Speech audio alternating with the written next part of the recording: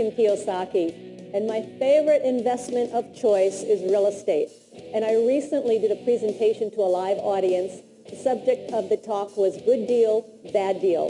And it was about how do you spot good deals in the market. Hi, I'm Kim Kiyosaki, and my favorite investment place versus bad deals, because there's a lot more bad deals out there than good deals. So my forte is how to analyze a deal, how to look at the numbers, how to tell if a property is worth pursuing or not. So I'm going to take you right now to that live performance with an audience. We had about 300 or 400 people, and I trust you'll enjoy it. So here we go. If I can just see a show of hands, how many people here own real estate? Okay, great. How many people do not? Thank you. Okay, a distinction. How many people own investment real estate? Okay, how many do not? Great, thank you. Is there a difference between real estate and investment real estate? Yes. I would say all investment real estate is real estate, but not all. Okay, how many do not? All real estate is investment real estate. And I want to make the distinction because I have so many people come up to me and they said, oh, Kim, I just started investing in real estate. I went, great, what did you buy? They said, oh, I bought my home. I'm like, okay, let's separate out your investment, which is your business. Your investment real estate is business. Your home, you don't buy a home necessarily to make money quickly, right? It's an emotional buy. And so I never consider my home, or if you have a vacation home that you're just going to use, you're not going to rent it out, those are luxuries, basically. So today we're talking about investment real estate, and that is real estate that you buy with the intention of making money very quickly. Is that clear? Hello? Yes. Great, thank you. Okay, the reason I'm up here on stage today, 3 reasons actually. Number 1, my name is Kiyosaki. How many people have read the book Rich Dad, Poor Dad? All right. If for those of you who haven't, this is a must-read if anybody wants to take control of their financial lives. This was written by my husband, Robert Kiyosaki, and has been on the bestseller, New York Times bestseller list now for close to 6 years. And this is where, all of this is, Rich Dad, Poor Dad is my investment philosophy. This is my foundation. And again, if you haven't read it, please do so. So number 1. Number 2 reason I'm up here is I am somebody that knew absolutely nothing about money, nothing about investing, had no education, no training, wasn't brought up around anybody that invested in real estate. And so it was in 1989, Robert came to me and he said, Kim, it's time you start investing. I didn't even know what the word meant. All I knew is, I saw some stock shows on TV, and I said, does that mean you're supposed to buy stocks and bonds? And he's like, no. And so he began to teach me what his rich dad taught him, and then he said, okay, you're on your own. I'm like, great. So I go out there and I'm looking, and to make a long story short, my very first investment property was a little 2-bedroom, 1-bath house in Portland, Oregon. And we actually have a picture of it if you'll put it up on the screen. There it is. That's my mom on the porch. But that was my very first investment property, little 2-bedroom, 1-bath house. And I'll tell you, I was scared to death. I'm like, what if the tenant moves out? What if I made a mistake on the numbers? What if the roof leaks? What if? I studied this property for days and days and days, went over all the what you call due diligence, checking out the property up one side and down another. And the funny thing is, when it came time to close the property, I'm at the closing table, and first of all, they couldn't make out my signature because my hand was shaking so much. And then I had to come up with $5,000, which I didn't have. So I had to scramble to come up with that. So I had this check for $5,000 in my hand. And they're like, okay, now we need the money. And they couldn't get the check out of my hand. I'm like, no, I can't do it. But that property, just to give you an example, that very first property cost me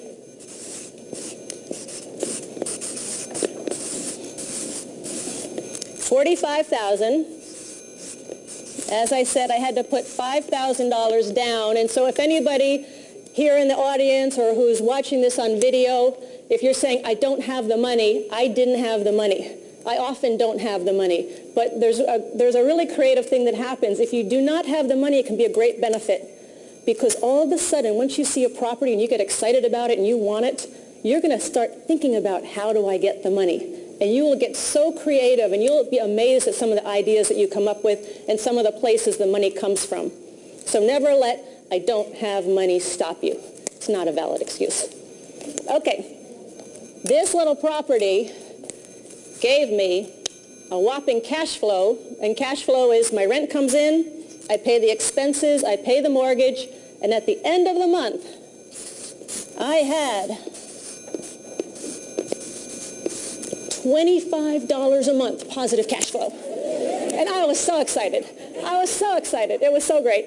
And so that was my very first deal, and that's where I really learned the fundamentals of real estate investing, because even though it was a small property, the basics of investing, the basics of running a property, of managing a property are the same.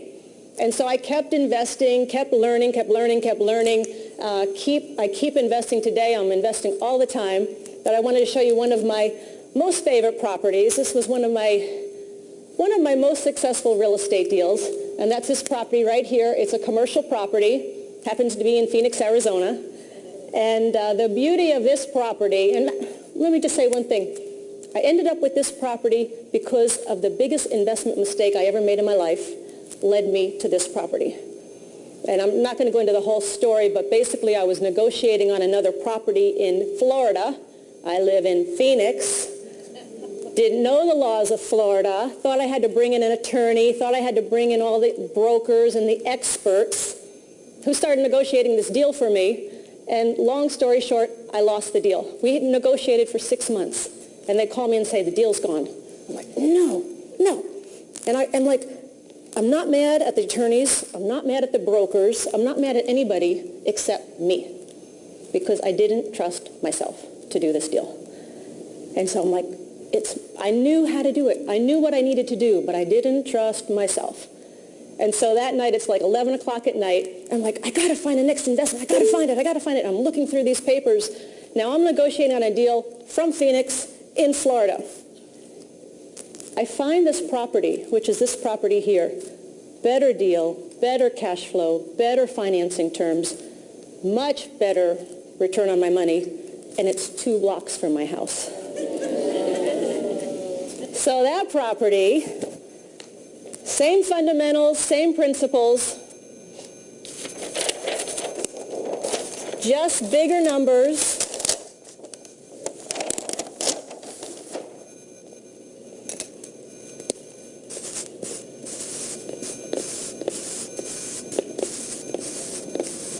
That was an $8 million property. Had to put down $1 million, of which I did not have. So I had to find out how to get that money. Again, never let I don't have the money stop you. And this, instead of $25 a month, today it puts $30,000 a month in my pocket, month after month after month. So again, it's not rocket science what I'm going to talk about today. It's not necessarily, I say it's very simple. The concepts are very simple, but it's not necessarily easy. It takes time, it takes effort, because I really love encouraging people to become financially free, financially independent. And you can't do that being what we call a passive investor. If you want to just turn your money over to somebody else and let them manage it for you, that's fine. However, I don't think you're ever going to get to financial independence that way. So I'm talking about being an active investor. And the third reason I'm up here, as Pastor Maureen pointed out, I'm happy to say I'm the author of a new book called Rich Woman. And the subtitle is Because I Hate Being Told What to Do. How many people can relate? And this is a story of 6 women, my 5 girlfriends and me, and we are all starting our careers at about the same time in Honolulu, and we lose track of one another, and then we have a reunion 20 years later, and we've all taken very different paths. So one woman is a single working mom. Another woman is in the corporate world. Another woman gave up her career to raise her children and her family. And so we came from very, very different paths. And in this book, what these 5 women realize is that when it comes to money, there's 2 things. Either they're going to have to work until the day they die to keep up their lifestyle, or they're depending on somebody else to take care of them. So Rich Woman is a story of the 6 women, and basically addresses the issues and the questions that are very unique to women when it comes to the world of investing. Because how to invest, how to buy a property, how to buy a stock, how to analyze a business is the same for men and women, but there's some issues that are very different, and that's what this book addresses. All right, so those are the 3 reasons I'm standing up here today. And of course, I think we have some books available in your local bookstore here, right here on the property. Has anybody read this book, Rich Woman? Hey, thank you. Well, for all of the rest of you, go to the bookstore. Okay. So this talk is entitled Good Deal, Bad Deal. And I think one of the reasons I have a lot of people come up to me and they say, Kim, I'm so scared. I'm so scared to get started. And I think a lot of the fear comes because people don't know how to tell a good deal from a bad deal. Are there more good deals out there today or more bad deals? There's a lot of bad deals out there. And especially when the market is high priced, as it is today, there's fewer good deals than bad deals. There's a lot of bad deals. And when the market is depressed, you can find more good deals. So most people say, oh, now the market's high, I'm going to start investing. Where you make your money is when there's a market crash or correction. So we're all hoping for a market crash or correction because that's where we make our money. Matter of fact, my first property in Portland that I bought it because it was in a very depressed market. Portland was very depressed at that time. So you can go and buy property very cheaply and know that trends happen. You know, markets go down, markets come up. So if you can buy property in a depressed market, there's a good possibility you're going to do great on your money. So, good deal, bad. A lot of fear. There's a lot of good salespeople out there, correct? And their deal is always the best deal. I got the best deal. You go ask somebody, what's your best deal? Go ask a broker. Oh, I've got this one, this one, this one. So the purpose of this presentation today is to give you some distinctions and some ideas as to what to look for if you want to buy investment property, if you're going to start investing in property or already have and want to grow your portfolio. What I'm going to offer is some of the distinctions I've learned and what I've been taught by some fabulous real estate investors. Okay? All right, great. So they found that in learning, I could stand up here and talk all day, but the learning actually increases when you talk as well. So what I'm going to ask you to do, and if you're watching this on video, if you're watching it with somebody on video, then share with that person. I want you to pick a partner, and you're going to share. If you're watching this alone on video, talk to yourself. So pick a partner. Everybody get a partner. I'm asking you all to participate. Please participate. Your learning will increase. And here's the question. We're talking about being financially independent or accumulating cash flow properties, which I'm going to talk about a little bit more. But this is about being free. Ideally, you want to invest, whatever your investment vehicle is, you want to invest so that your money is working for you, so that you ideally do not have to work for money, so that you become financially free. So here's the question to share with your partner. Give you about a minute. If money were no issue, what would you do in your life? If money were no issue, because the vision that you want to hold for yourself in going through this process of investing, there's a vision out there that's important for you. Okay, so take about a minute, discuss. If money were no issue, what would you do in your life?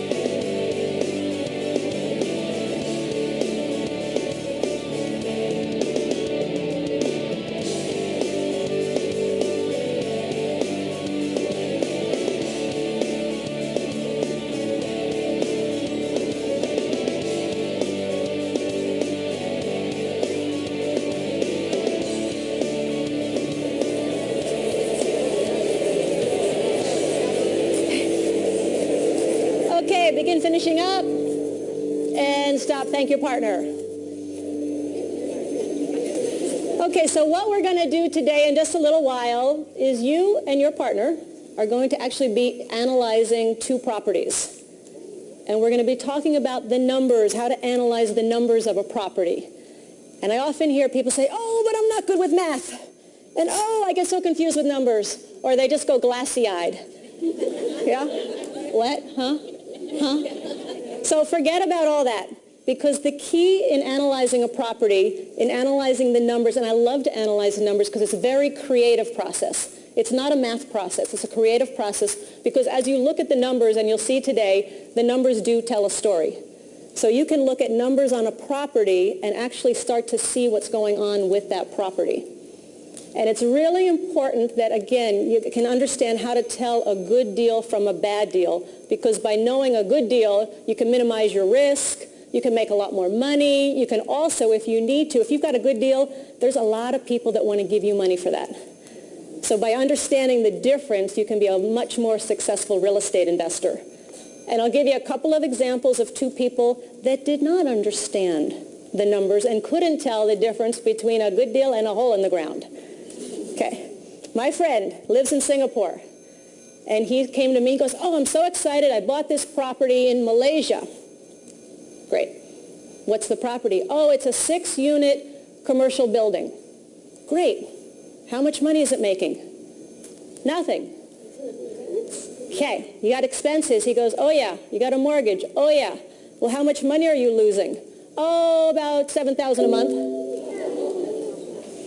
Like, okay. Six units. None of them are rented. Oh, no, one's rented. One's rented. I'm like, so you must have income. He goes, oh, no, it's a church. I can't charge money to a church. So I'm like, okay. I said, I'm looking at this thing, and I finally turned to him. I said, Richard, why did you buy this property? And he goes, oh, they had such a nice glossy brochure. I couldn't pass it up. I go, okay. So do not ever buy a property because it has a nice glossy brochure. Do a little research, do a little homework. I don't think today he owns that property. And then there was another gentleman, and this was in Sydney, Australia. He had bought it was a single-family house in an area called King's Cross, Australia, in Sydney. And he bought the property on a whim.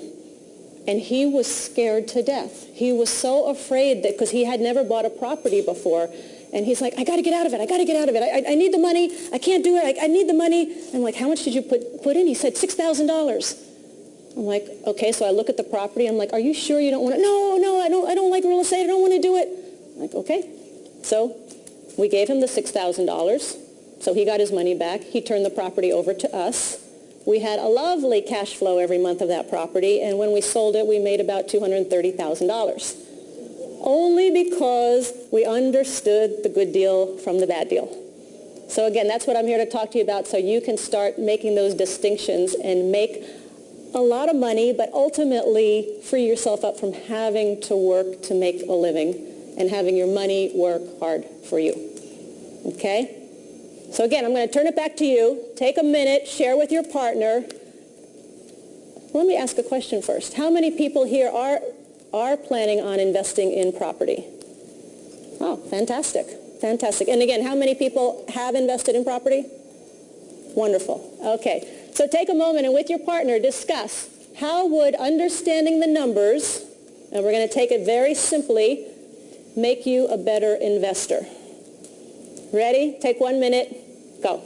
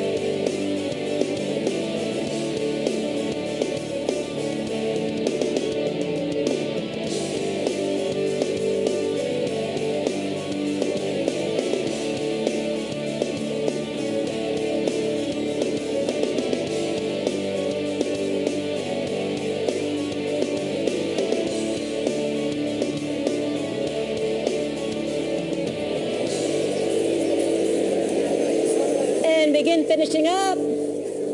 And stop. Thank your partner. If you're watching this alone, thank yourself. Okay, there's two types of ways you can invest in property, and there's so many different vehicles for property. You can buy residential property, you can buy commercial property, you can buy land, you can buy notes, you can buy apartment buildings. There's so many ways you can invest. But whatever type of investment in real estate you're going after, you're usually going for one of two things. And the first is called